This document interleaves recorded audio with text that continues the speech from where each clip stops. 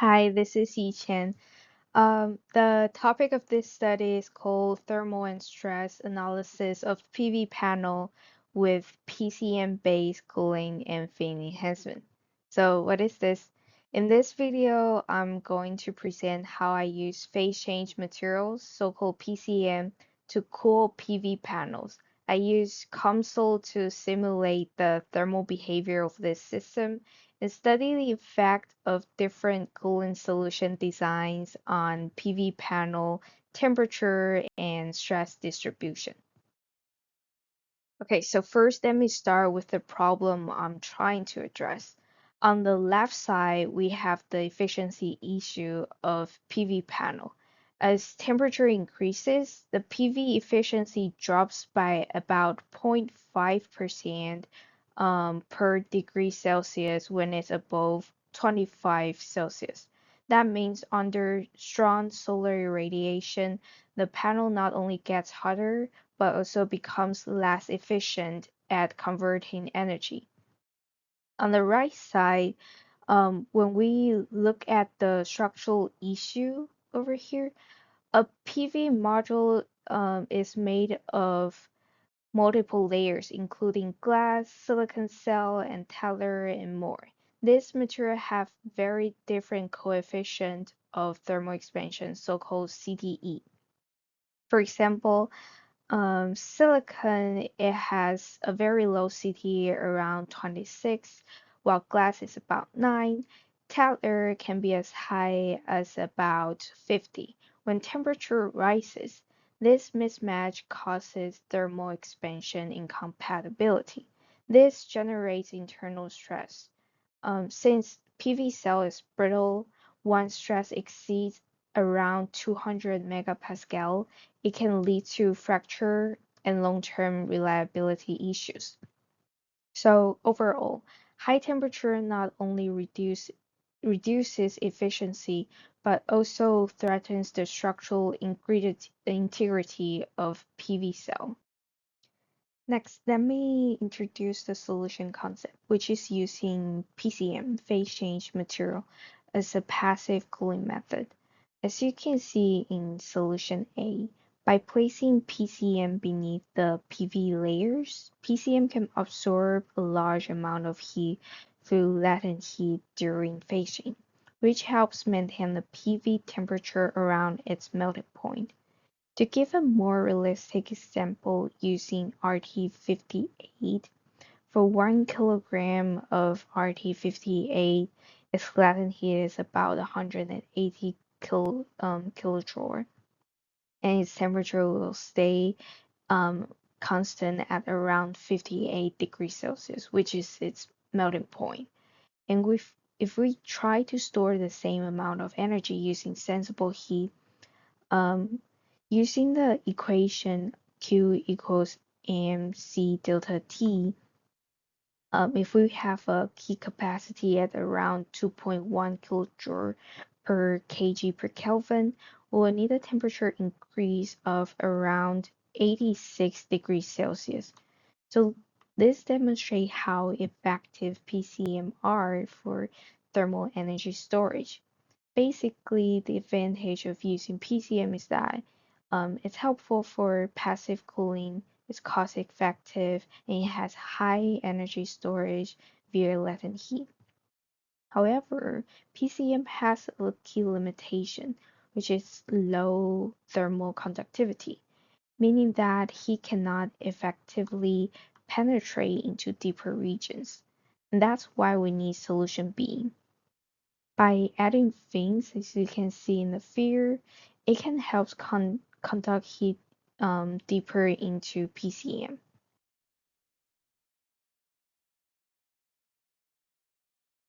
Well, the next question is, how do we evaluate its effectiveness? So in this study, we focus on four main objectives. First, we evaluate how PCM thickness affects the cooling performance of PV panel. Second, we compare whether adding fins is more effective than simply increasing the PCM thickness. Third, we investigate how the numbers of fins influences heat transfer. And finally, we assess the resulting thermal stress in the PV cell, which is critical for reliability. To systematically study this effect, we designed several simulation cases. On the left, we vary the PCM thickness without fins, considering 10, 40, and 17 millimeters. In the middle, we study same thickness but with fin enhancement.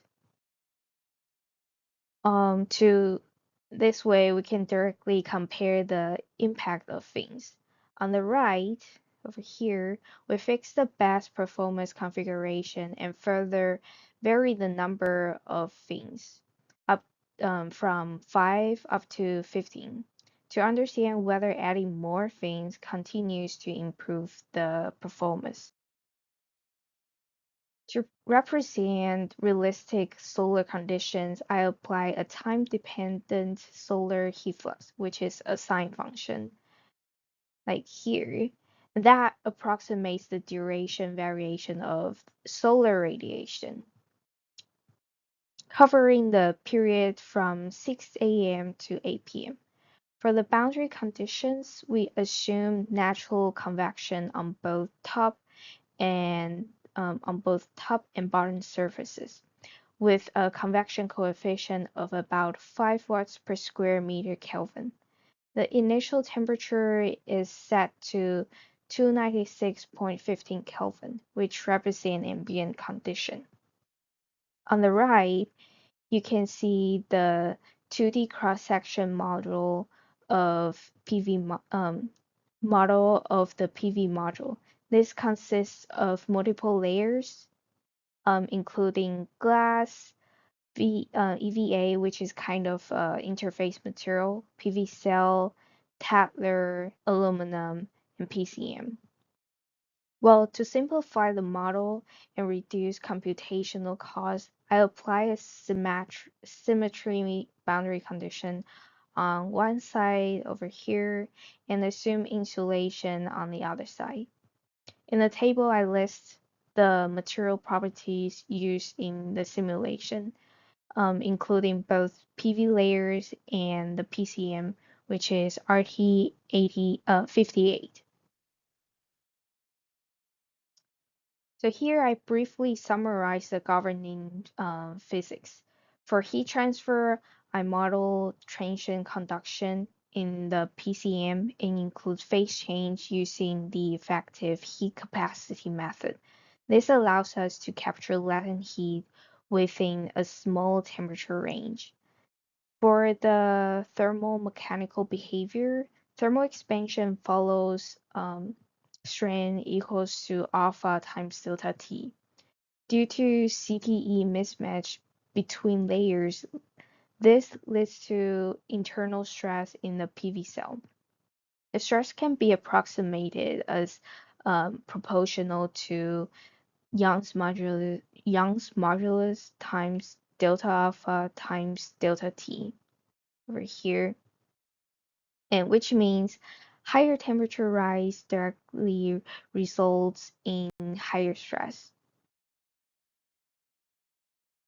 Now let's look at the temperature evolution and phase change behavior of the case with 10 millimeter PCM.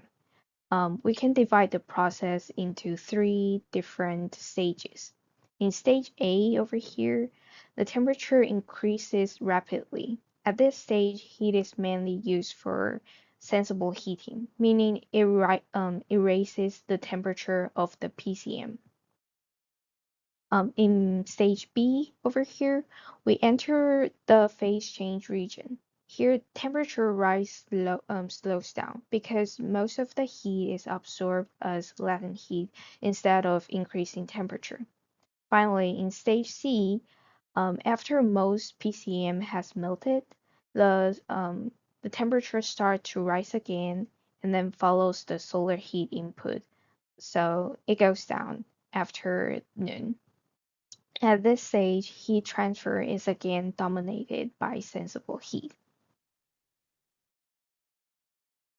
Now let's look at the effect of PCM thickness. These are the cases without fins. As you can see, all of them has maximum principal stress exceeding 200 megapascal. So, which means they have high risk of fracture. Well, first for the 10 millimeter case, the PCM becomes fully melted around noon, as you can see in the figure over here. And after that, there is no latent heat available, so temperature rises rapidly, reaching the highest peak. When we increase the thickness to 40 and 70 millimeter, we do see a reduction in peak temperature, but the improvement is very limited. So this tells us that simply adding more PCM does not necessarily improve cooling performance. The key reason is limited heat penetration, which is maximum liquid fraction times PCM thickness. From the result of 40 and 70 millimeter cases, we can estimate that only about 35 of PCM is effectively used. So beyond this step, additional PCM does not contribute to cooling. Now let's look at the effect of fins.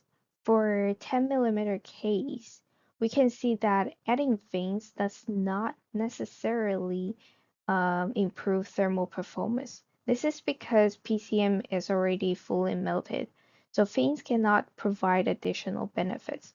However, for 40 and 70 millimeter cases, the improvement is very significant. With fins, heat can be conducted into deeper regions of PCM, allowing more material to participate in phase change. More importantly, the thermal stress is significantly lowered.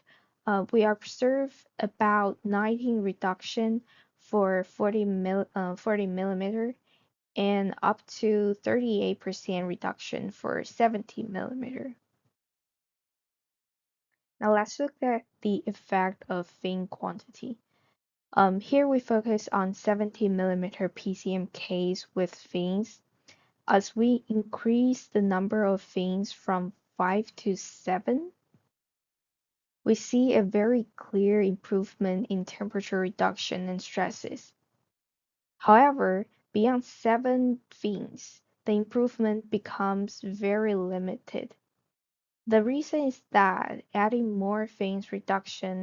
um, re- adding more fins reduces available PCM volumes, which decreases the total latent heat storage capacity.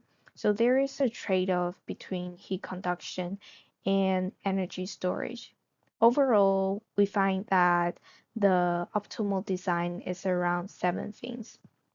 The figure over here shows the best performing case, and the animation over here illustrates the evolution of the liquid fraction in PCM. Now let's look at the stress distribution in the PV cell.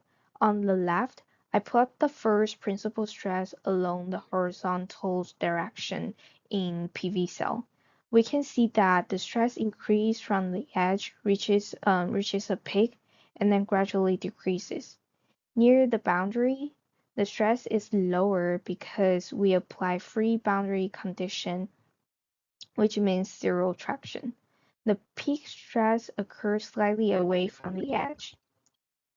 We also observe periodic fluctuation in the stress profile, as you can see over here. The fluctuation corresponds to the location of the fins. This indicates that fins not only enhance heat transfer, but also redistribute the local stress within the structure. And the plots over here shows the relationship between temperature rise and principal stress. We can see a clear increasing trend, which matches the theoretical relation that stress is proportional to temperature rise. From estimation, the stress caused by silicon and glass mismatch is about 30 to 50 megapascal, while for silicon and Taylor mismatch, it can reach about 200 to 300 megapascal. And in our simulation result, um, as you can see from the left figure, they fall within this range from about 100 to 250 megapascal. So, which validates the model. And most importantly, this shows that reducing temperature rise is critical to preventing fracture in the PV cell.